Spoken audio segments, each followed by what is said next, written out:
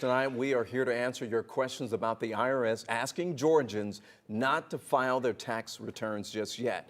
See, it turns out the agency may want you to pay those taxes on those state rebate checks that Georgia sent out last year. 11 Alive John Sherrick is live for us at the IRS Atlanta headquarters with what you need to know. John? The IRS is deciding right now whether to tax those $250, $500 state tax rebate checks from last year. So how can anyone file an accurate return until everyone knows what the IRS wants?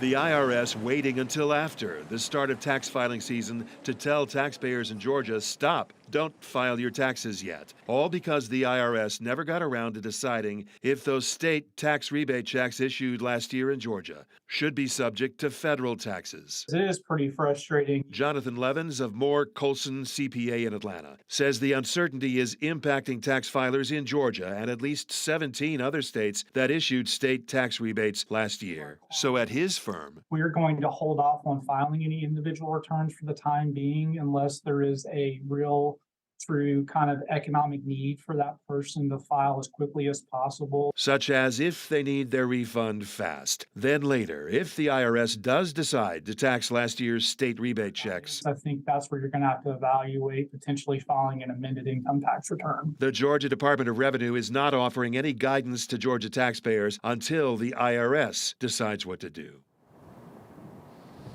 And the IRS expects to decide within a week or two whether to tax those state rebate checks.